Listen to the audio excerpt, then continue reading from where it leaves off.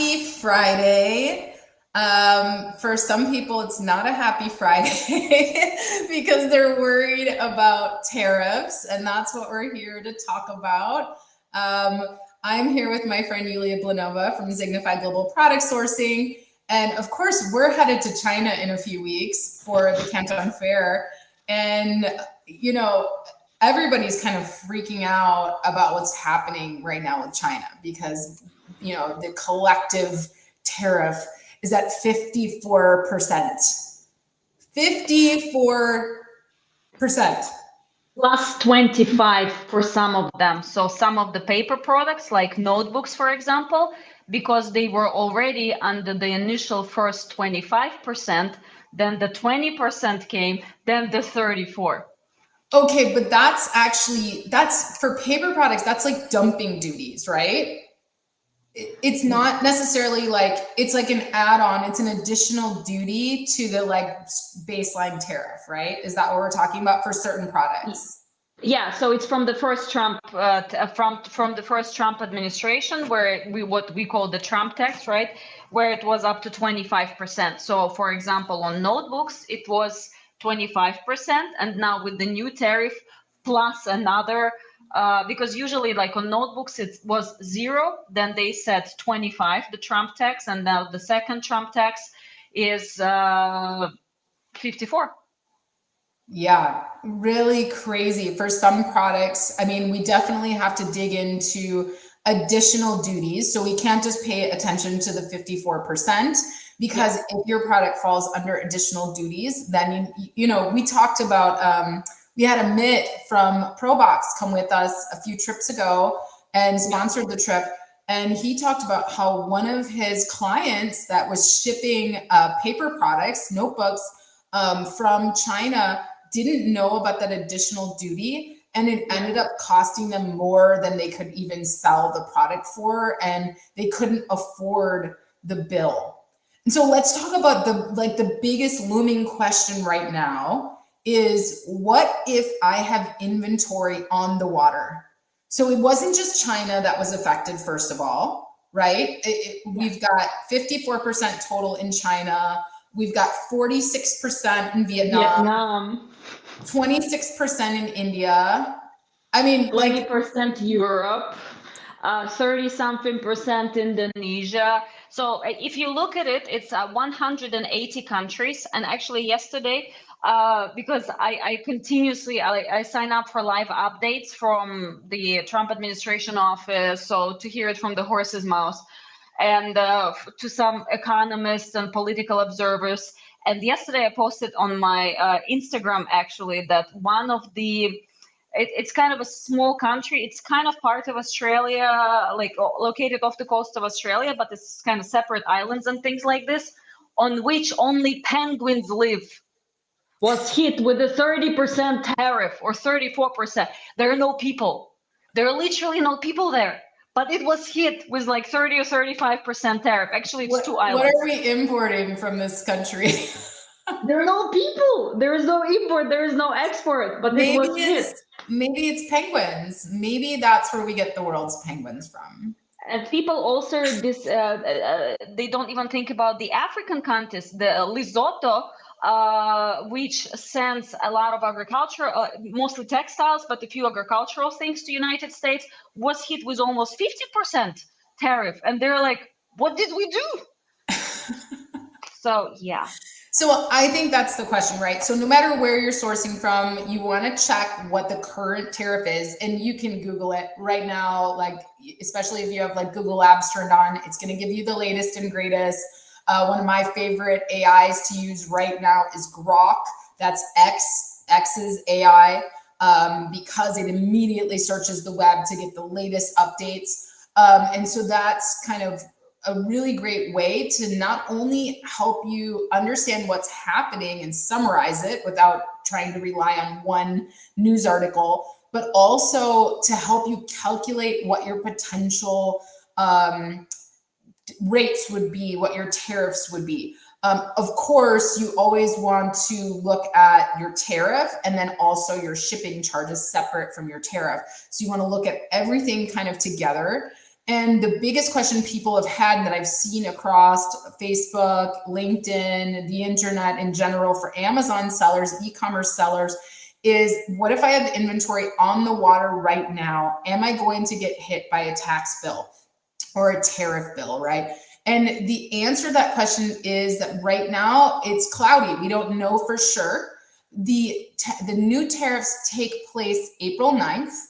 Of course, there could be some negotiation in between there. There's, look what happened initially when Trump threatened Canada and Mexico. Remember? And then, we did some negotiation and some things improved. Yes. So the first thing to remember is don't panic. The second thing is look at history. So the last time that that Trump tariffs took place, there was I think it was up to a 90-day grace period, depending before you were hit. So if your stuff was already on the water by that date, they'll look at your bill of lading and they'll see, when was my stuff on the water? And it's not like, exactly, they'll give you a grace period. So that will hopefully help. Hopefully they'll do that again. I don't see why they wouldn't, because it's simply not fair. They want money. Because, look, come on, none of this is fair. So fair or not fair, but you're absolutely correct. The grace period on the previous Trump tariffs was up to 90 days, but it doesn't mean that the grace period will extend to your particular products. So what we're doing right now and what we're suggesting is if your goods are on the water or in the air, what if you had an air shipment, your products are very small and it's better for you to ship it in this way. What we're doing right now is we're literally calling the US Customs and we're saying, hello, ma'am, how are you doing today? Great. You must have a lot of calls coming in right now. Write down the time you're talking to this person, write down first name, write down last name, be nice and say, I have a shipment. It doesn't matter, right? If you have an LCL, so you have like one pallet coming by sea or a full container, it doesn't matter. And say, I have a container.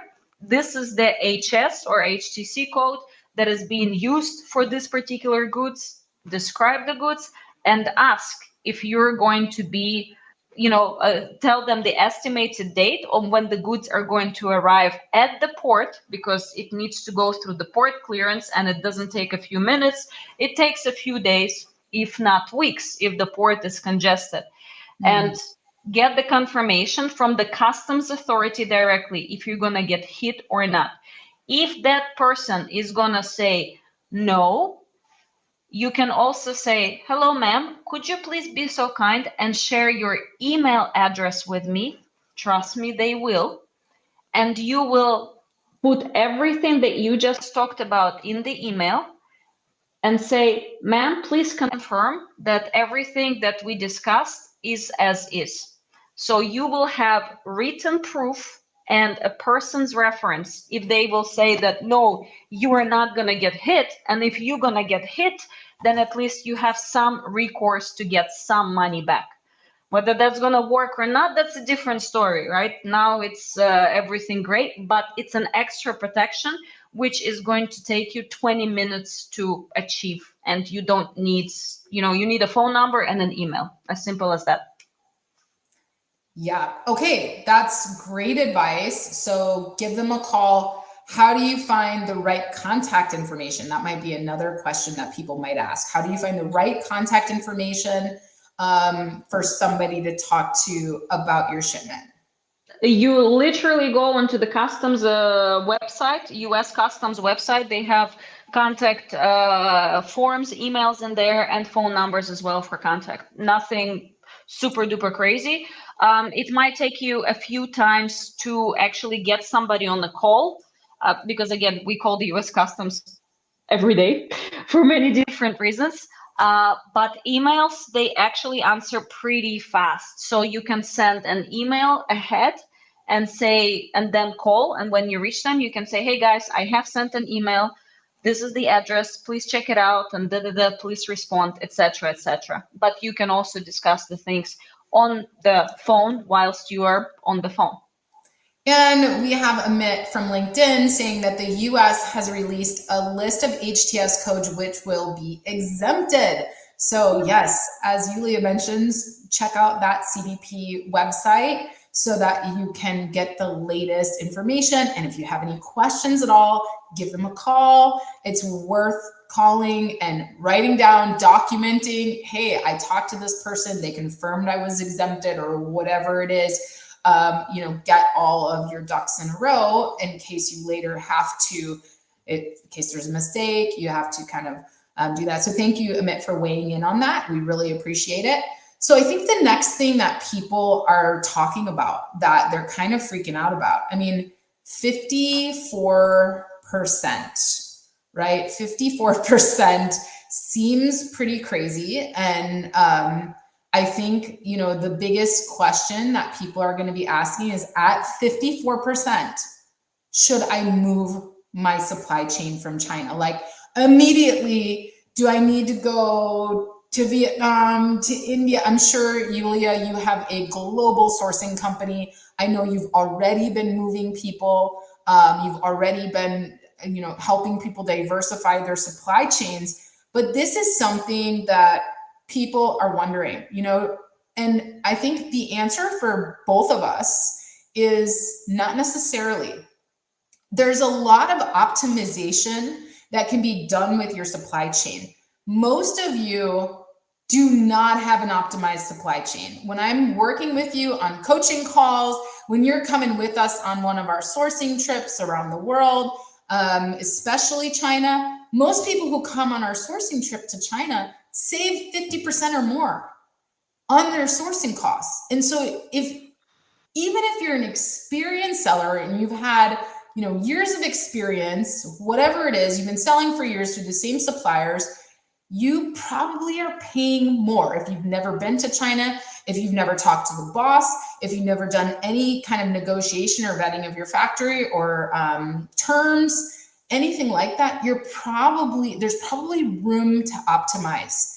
And so instead of immediately panicking, the bottom line is, and Yuliya and I talked about this the last time we went live, is that China is still the world's manufacturer, right? They still have more capability, and you have a better chance of getting better prices and streamlining your supply chain from China than certain other countries, depending on what you're sourcing, right? I'm not saying China is the answer for everything. I've sourced from all over the world. I love sourcing from all over the world. So has Yuliya.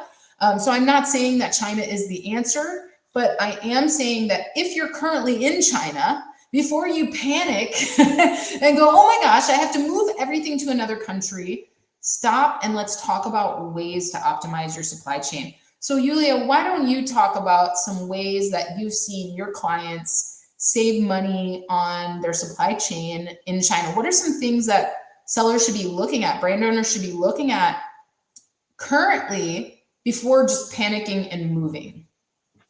So again, panicking is not an option. Give yourself 5 minutes, panic, go crazy, scream, cry in the pillow, whatever is necessary. But then you kind of need to go back, because if you're running a business, your crying is not going to help anybody. If you have people in your business, team members, employees, that's not going to help anybody either. You are responsible for them. So you need to make sure your business is working and you're paying your team members and they're provided for. Because a lot of people in US and a lot of people across the globe are going to suffer from the tariffs that President Trump has imposed, because this is not only going to affect United States, this is not only going to affect China, this is going to affect everybody. We need to remember that there is a blanket tariff of 10% on 180 countries across the globe. And the 60 worst offenders, they've been hit with a lot higher percentages. So moving from China, to be open and honest, on a lot of products, it still doesn't make sense. So in the last more than few months, in the last 6 months, when everybody started seeing that most likely Trump is going to win the election, within the e-commerce community and in general, people who sell products, they already started panicking, and a lot of them started moving to Vietnam and some other Mexico, right, and some other countries. But we can see that Vietnam has been hit with 46% versus China's 54.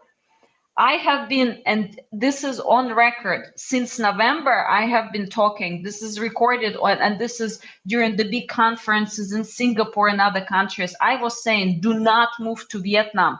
Vietnam is going to get hit hard as well, because United States understands that the Chinese are moving a lot of their production into Vietnam. And the same goes for Cambodia, where the Chinese have been building a lot of factories. And then you look at the countries like Lesotho that has also been hit with highest tariffs, one of the highest. Why? A lot of Chinese manufacturers have been building factories there. So this is the connecting factor that I see of the disproportionate tariffs that have been placed on certain countries. So in terms, I will give the easiest example, and one of our project managers, Susie Kuna, she has a customer with whom we're working who are selling in Germany, who are selling in United States, and the products are kind of produced across the globe. The packaging for their products, let's say it's like a box, but bigger than this, right? Like a bigger box. So, and I was actually mentioning this example yesterday, but I think it's a perfect example. So for this box in China, they're paying 70 cents, so 0.7 USD.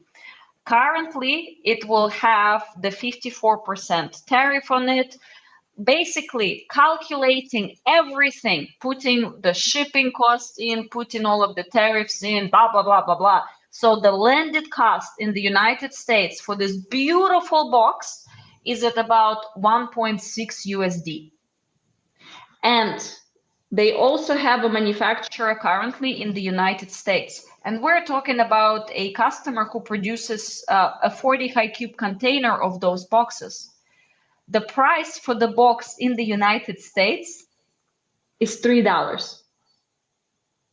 So 1.6 from China, including all of the tariffs, including everything, the landed cost, everything, and still $3 in the United States.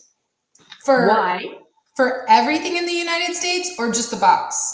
Just the box. Yeah. So it's the same box, but I'm still gonna continue buying it from China because there's still $1.4 difference. Why does US have no possibility on certain products to afford to move the production, right? Trump says, let's make America great again. That's wonderful. Hopefully he cares about the people. But the point being is the manufacturing has been gone out from outside of the United States for, I don't know, 50 years? There is no manufacturing, there's no optimization. They have been in the last 10 years trying to start to build it up, and certain industries have developed, for example, cosmetics industry, right? But paper manufacturing, even though US is one of the top producers of pulp, but packaging is not one of the things that they're actually doing. There is no machinery. They're doing toilet paper. They're doing printing paper. It's mostly paper products and health and beauty products. And it takes different processes. We know, we visited many machinery. Right. And, we've seen this in China where it's very robust. And the printing as well. Printing, gluing, there's so much that goes into creating boxes.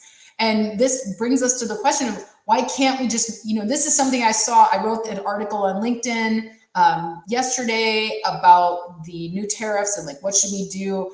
And a lot of comments, or a few comments, said, well, we should just move manufacturing to the US. Oh yeah, I see this everywhere. Move manufacturing. Let's make America great again. Why don't we just...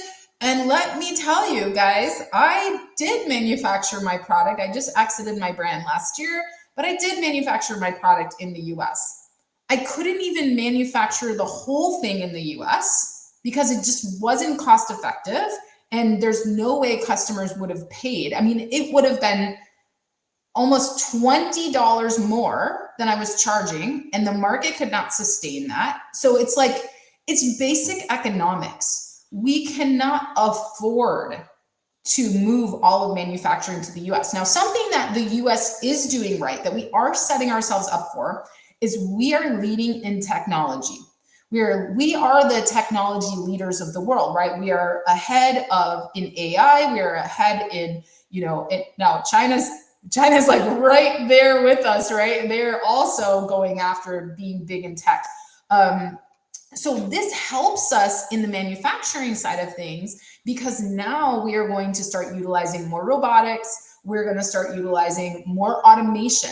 And what a lot of people with this kind of make America great again mindset, manufacture in America, create jobs, what they don't realize is even in China, the Chinese people, the workforce is also changing.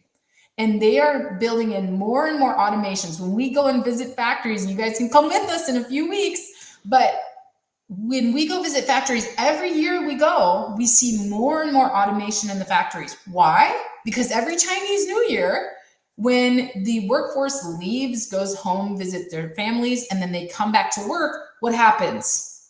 There's half the workforce. When we reach out to our factory leaders and they're like, sorry, right now we've got almost a new workforce. We have to hire. A lot of people didn't come back. And so they're building in more and more automations. And we're not just seeing this in China. We're seeing this in Mexico. We're seeing this around the world. Factory owners are realizing that they have to build in automations. And so the same thing is happening in the US. The US is a leader in manufacturing for automotive products, things like that, like Tesla is manufactured in the United States. And what are they doing? Including Amazon. Amazon is huge in terms of fulfillment, not in manufacturing, but fulfillment.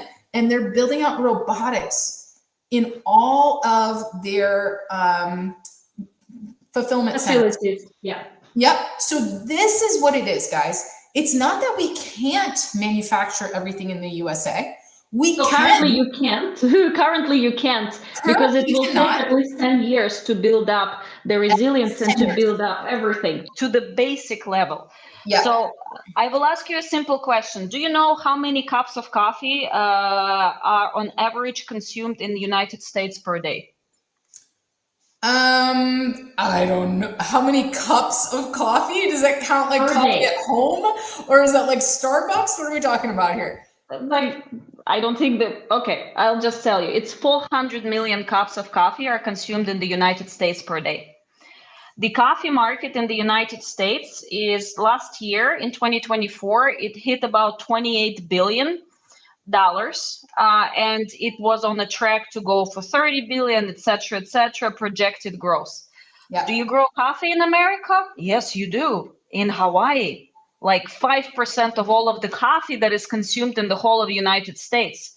And people are saying, but let's just grow coffee in the United States. But you know what? You actually need an environment, and you can't. You can only literally grow it in Hawaii, nowhere else. Most of the avocados in the United States, this is going to be gone, because however many they're, or not gone, but the prices are going to hike up.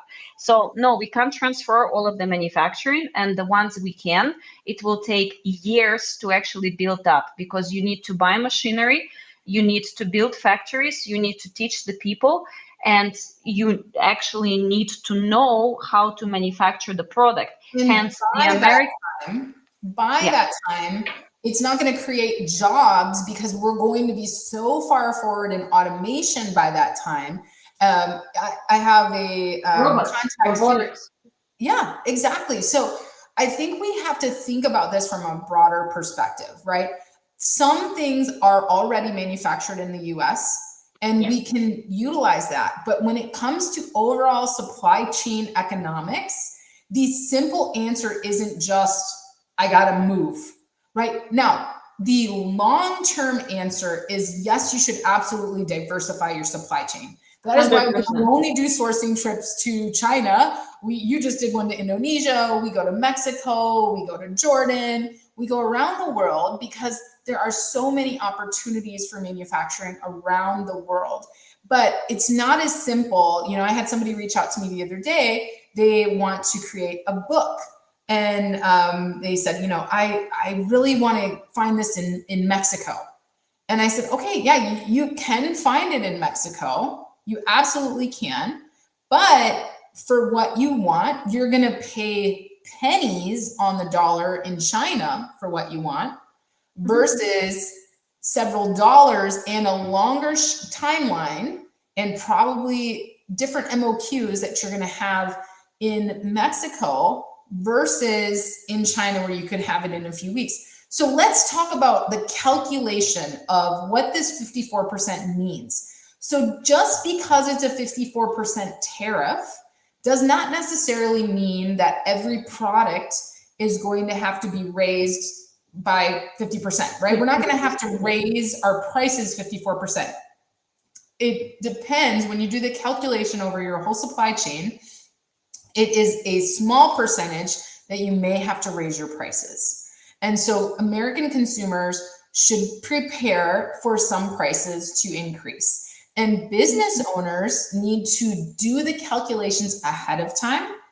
And when you're calculating at your current costs, you need to calculate your current costs. And again, Grok is a great way to do this. Go on Grok AI, get the latest tariff information, ask it the question, say, okay, I've got this shipment coming in.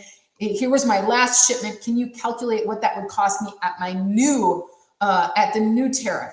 Then you can ask it to help you, understand like, what does that mean for raising your prices, right? That's the easiest way I've found to, kind of calculate and understand it. But then next, then you should be reaching out to people like myself, people like Yuliya, and understand how can you optimize for that? Because that $3 that you might have to raise your price, that could probably be more than cut by optimizing your supply chain. Like I said, most people that come with us on our sourcing trips, they learn how to optimize their supply chain. They learn how to build better contracts with their suppliers, and they are ending up actually saving more than probably the price increase. So you need to look at, first calculate what your price increases will be and realize it's not going to be 54%, but it may be, $2 or $3 in raising your price. But then also look at where are you messing up, where you could be saving that $2 or $3. That's correct. So from personal experience, we work with many different types of people. You have your beginners who don't understand anything. I literally have seen some people and send me message and they were surprised. And the message that I received is like, Yuliya, so I'm like a person I talked to, she's like, I'm launching a brand. And from everything that I heard on TV for President Trump gave me the idea that will be the manufacturer who will be paying the tariffs. I'm like, no, it's basically most of it is going to be passed along to so you will be the importer of record. So you will be paying the tariffs, and how you're going to cover those costs, that's a different story. So this is one of the things that the beginners don't understand. The problem that I see with the people who have been selling for many years, they think, honestly, I don't think they know everything best. I don't think they have enough time to get into optimizing their supply chain. It's as simple as that. Yeah. There's so many things to do. You need to be responsible for sales. You need to be responsible for marketing, operations, many other things. But to me, again, I'm an Amazon seller myself since 2014. To us, it starts with optimizing the supply chain, because this is where we make the money. Because from there, we can calculate what are the good margins that we can actually have. So we have examples that right now for 8-figure sellers, 7 and 8-figure sellers, we're negotiating prices down. And those guys been in business for 10, 15 years. And we're renegotiating prices with their existing suppliers because we know how to negotiate and we know what things to look at. Again, one of the first things, people don't understand how their product is actually being manufactured. Going to the factory, seeing, understanding which steps are involved in the manufacturing of your product, how many people are involved in that is extremely important. Because if you understand that, if you see with your own eyes how many people does it take to make this box? And it's not one, it's a lot more. Then you can tell the supplier, maybe you have some ideas of how to optimize the processes and make it better. You can ask questions about each and every process. How much does it cost? How much time it takes? Because you're looking at it with fresh eyes. When you're looking at something with fresh eyes, you're more likely to have good ideas versus the factory that has been doing things the same way for years, and they also don't have time to optimize. They're doing things the way they're doing because they're comfortable in doing that. So this is important. This is why being on the ground is important. Learning the processes, learning and understanding what is involved in your manufacturing processes. I suggest to everybody, there is a very, very good TED Talk, and I think you can Google it and you can type in TED Talk. Thank you for my journey to thank all those people responsible for my morning coffee. And just watch this, and this is not even scratching the surface of how complex the supply chain is.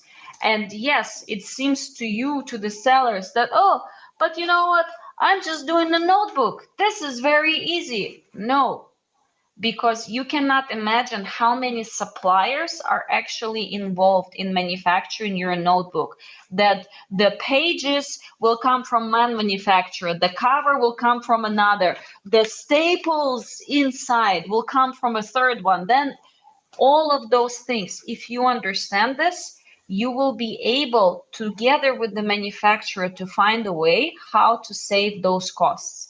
And you can try and Google all of those things, but yeah, that's never effective. Again, we work 7, 8, 9-figure sellers, and it's the only thing, you need to be on the ground. You need to see how things work for yourself. Yeah, Look, that's the big thing is, that for me, even, my first time going to China, I really understood, wow, these are all the places I can optimize. I didn't understand, of course, we recommend you renegotiate your terms. You could get bulk discounts, you could get delayed payments, you could, negotiate better cost, insurance, freight, all these things can offset your tariff costs. But if you actually understand the full supply chain, the big thing that a lot of brand owners don't understand is that, for example, their manufacturer may not even be making their product. Mm-hmm. We have run into so many situations, and this is like the stuff that people learn after they come on our trips, because they're just like, oh my gosh, like they're not even doing that part. I've been on negotiation calls with clients, suppliers, and I'll get into talks with those suppliers and ask questions about, okay, well, what is it that you're manufacturing? And we'll understand that they're outsourcing the work for that client. They're not even manufacturing it at their facility. And so all of the ways you could be saving money in your packaging, in like whatever your supplier is paying for packaging, once you understand all those steps and you can have those conversations with your suppliers, you now, like, a whole world opens up and you go, oh my gosh, I'm saving $2 here. I'm saving $4 here. I'm saving, and it's not just about the price of your product. Yeah, you come to Canton Fair, you're going to meet 10 suppliers who make your type of product at least, and you're going to be able to get better pricing and compare it. You're going to have leverage. But leverage is one piece of it. The rest is actually understanding what goes into your whole supply chain, like all the people responsible for my cup of coffee, right? But the rest is understanding that. And once you understand that, now you can get into it and go, oh my gosh, like I didn't even realize my manufacturer isn't even manufacturing this. Like, and if we focus on materials, optimizing packaging, optimizing who's manufacturing it. Maybe it's getting shipped from one side to another because of that unoptimized, supply chain. there's all these little parts and pieces where you can clean up your supply chain. And the beautiful part about going to China is that you can see it all in one place. Where if you go on one of our other trips to Mexico or India or whatever, you're going to see something similar, but you won't see it as robust as it is in China. So it's just like a bigger learning experience. And then that helps you kind of apply it to anywhere else that you're sourcing from, right? So I have people who've come with me to Mexico and then they come with me to China and they're like, okay, like there were some things that I saw in Mexico, but like being in China, now I get the whole thing. And now I know how to go back to Mexico and optimize that. And it's just a huge, like, even if you're working in the US, if you're working in the US and you've been to China, you now like have this huge understanding. My factory was in the US, and going and visiting that factory after I've been in so many factories in China, I knew what conversations to have. I knew what questions to ask. It was huge. So, I mean, most of us are sourcing our products from China. And a lot of people do. Yes, that's correct. However, a lot of people are trying to switch. That is why we have Indonesia sourcing trip, Mexico sourcing trip, Jordan, etc., etc. Look, but the point being is, again, 10% blanket tariff, huge tariffs on top of the countries that are basically top exporters towards United States, like Vietnam, Cambodia, India, etc., etc. So honestly, when you're looking at it, China kind of is still the best option for a lot of products. Yeah. Why? Because it evens out. Because Chinese prices were on a lot of occasions still better than Indian prices, or the quality was much better. Because the efficiency and the quality control is set up, the country is the world's factory. So currently, the one thing that I see that should be done is to a lot of people, to people who are starting out, this might sound like, oh, I need to be a big seller to do all of this, optimizing BOM, bill of material. No, you need to have the understanding of how to do this. So you need to learn that. You need a crash course. So yes, you will have higher prices. What do you do with those higher prices? You need to renegotiate with your suppliers, look at your bill of material, look at your manufacturing, how it works, and try to see where you can lower the prices down. Do not tell your manufacturer, oh, I want things cheaper.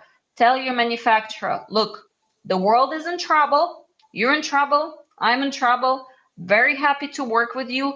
Let's sit down and see how we can cut costs so both of us can still make money. This is number one. Number two, yes, you need to look also at optimizing your terms and conditions, what you had on the screen before, your payment terms. A lot of people are thinking that, I need to work with my manufacturer for such a long time before I can get better payment terms, like 20% down and 80% deferred payment, maybe 60 days after shipment. I would suggest to try and negotiate it already on your second or third order. If you're going to ask and they're going to say no, fine. But if you're going to ask and they're going to say yes, awesome. Yeah. Another thing to mention is, because everybody's terrified and everybody's trying to run away from China, and we have seen this, Amy, during the last Canton Fair sourcing trip and the one before, the general numbers of attendees from the United States, in accordance to statistics, they have decreased. And in general, the numbers for the Canton Fair attendance have decreased. And what happens? The demand for Chinese products is over here. The supply of factories, it's over there. What happens when supply exceeds demand? This is the perfect time to negotiate, because my personal opinion of how all of these tariffs right now that everybody has been hit, I was talking to somebody on LinkedIn and the person said, I think the tariffs are going to be canceled or lowered down within 4 months. I said, I give it 2 months max. because we need to understand the global impact on the population of the United States. My personal opinion is the new tariffs, they will bring such disastrous situation for your average American that if the tariffs are not going to be canceled, there's simply going to be a revolt, an impeachment, a civil war, or something like this. Because when people are hungry, they will start standing up for their rights. And Americans, they love to shop. But here I'm talking about the basic foods. So honestly, I personally think that the tariffs at the height they are right now, they're not going to last for long. So I would use this opportunity right now to actually negotiate with the manufacturers, because we literally are going to manufacturers right now and saying, guys, look at this, you need customers, people are going to leave you. We're saying this to the Chinese manufacturers. We don't want you to close down, to lose money. What can we do? And we are negotiating prices down with each and every manufacturer. So you will mitigate the costs there. Yes, you will have to pass along some costs towards your buyers. That is inevitable. But each and every seller out there on any platform, whether it is Amazon, whether it is TikTok, they will have to do the same thing. They have no choice. So all the prices are going to go up. So in general, because people will have less spending power because interest rates are already going up, my suggestion, if you're still in the product development stage, is to go for the products that are resistant towards a crisis, a financial crisis, babies, weddings, death, medication, food related, something that people will buy even when they have no money, or go for premium products. Because according to the new taxes that President Trump, or tax breaks that President Trump has given, the people who make about $300,000 per year, they're the ones who will be making money. They will not lose on anything. So go whether for products that are resistant towards, like people still buy when they have no money, or go for really premium products where people with money, they will still buy, because they will actually be making more money than everybody else because of the tax breaks. And of course, long-term solution, you should be focused on product differentiation. The overall e-commerce market has changed quite a bit. It's no longer the world where we can compete with products that factories themselves can sell. And because that's what we're now seeing, is factories themselves are selling products. So, focus on those. I love those tips. Those products, focus on differentiation, focus on innovation, and sell to the people that are going to have money. Yeah, right? And negotiate with your Chinese factories. Now, you have, again, my personal opinion, like the next 2 months, this is where you're going to hit gold. Renegotiating with your Chinese suppliers. China just has imposed 34% retaliatory tariff towards the United States. So US will feel this as well, because the US will feel this as well. So again, we all understand that this is a negotiation game. So use this to your advantage. You can sit down and cry and everything's going to hell, or you can use this to your advantage. Right now, do not run away like crazy from China. Look for differentiation, as Amy, as you said, correct. And I've been preaching this for 5 years. People listen. But renegotiate with the Chinese right now is literally the best time, because desperate people will do anything to keep their business afloat. And right now, manufacturers in China for the next few months are going to be desperate. Again, I only hope this tariffs will last only for a few months, because it will affect the whole world. But if we get in, renegotiate right now, you will still have good pricing after all of those tariffs are lowered down or gone. Yeah. And you will have even higher margins. And of course, look at your markets that you're selling in as well. You know, a lot of companies, unfortunately, are leaving the US because, you know, they're hiring outside of the US now. It's unfortunately not creating jobs when we're kind of putting ourselves in this position. And there's other countries that you can sell your products in, and they don't give you those same levels of tariffs or taxes. And so what we're seeing is many companies moving. The US is the largest consumer market. We're not denying that. But we are seeing many companies, many brands moving and selling their products in other countries. So you think about it, if you are sourcing, and we saw this the last Canton Fair, there were so many more Europeans than Americans coming to Canton Fair, and the Chinese are now working with the Europeans. And so that's a large market, and you can sell on Amazon Europe. You know, it's not as large as the US, but if you aren't paying those same tariffs and taxes, and again, we're not saying don't have these knee-jerk reactions, but you may want to look at this from a larger, more global view.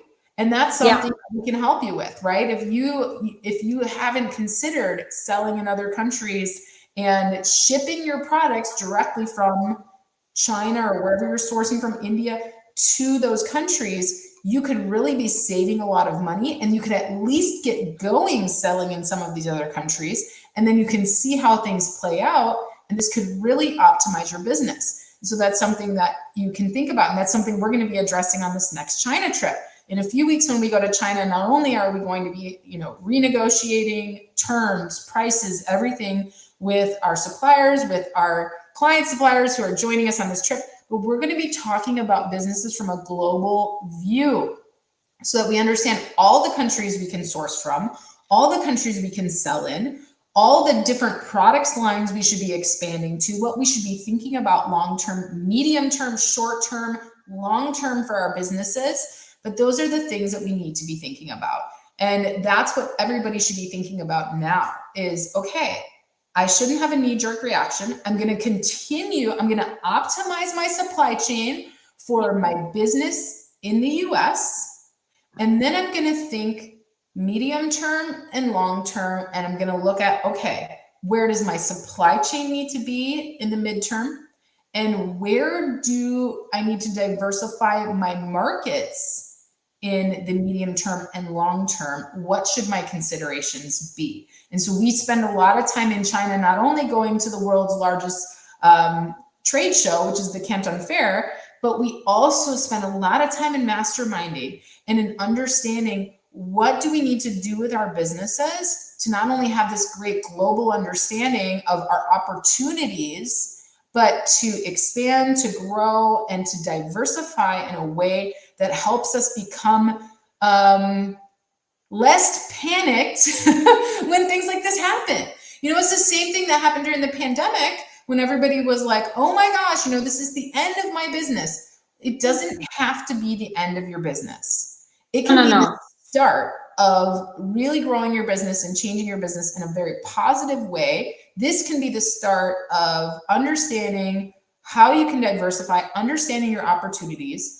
But if we just close down and go, oh my gosh, I have to raise my prices by $5, you might not have to. You might have to raise your prices a little bit.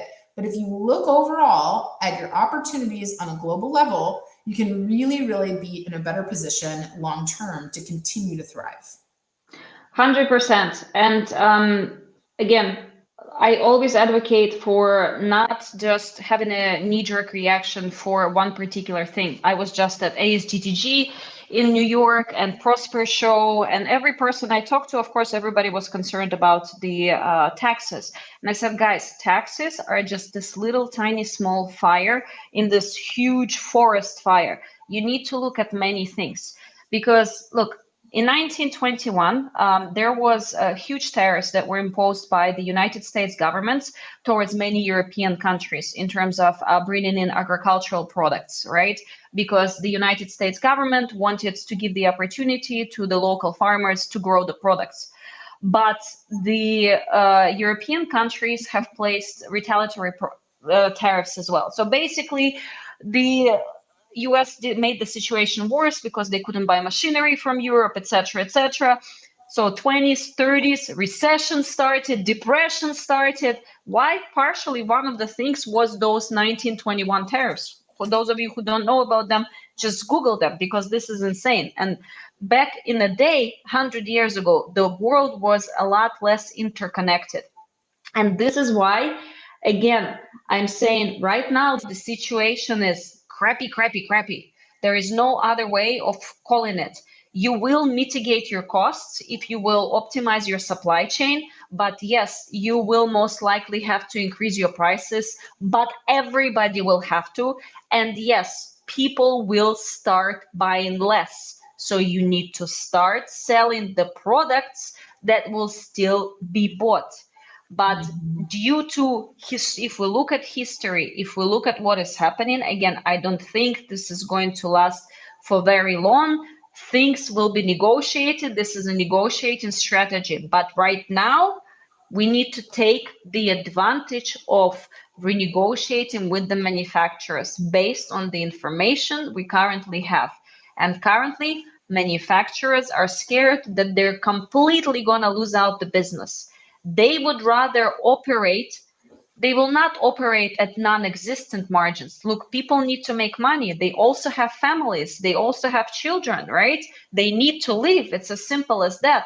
But they will operate at smaller margins. Hence, again, optimizing your supply chain, best time to negotiate. Do not panic. There is a crisis every time, everywhere happening in the world. Look at since the 90s, the people who were born in the 70s and the 80s, they lived through everything that humanly possible. We're still here, we're doing business. Take the situation, take the crisis, and use it to your advantage. You need to get into this mindset of how to use this to your advantage, hence getting really deep, close and personal of understanding your supply chain, of how China works if you're manufacturing there, being on the ground.